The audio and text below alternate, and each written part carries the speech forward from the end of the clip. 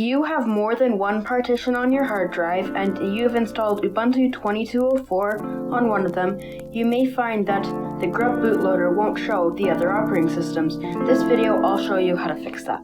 The first step is to open the terminal and make sure osprober is installed. You can find it by typing sudo apt install osprober.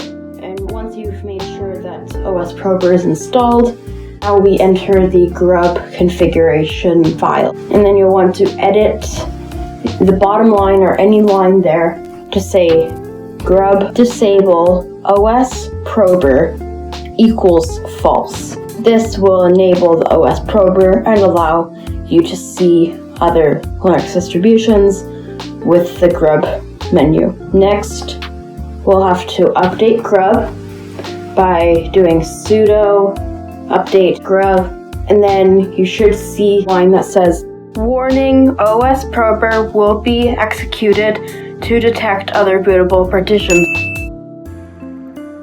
When you're done, you should be able to simply restart your computer.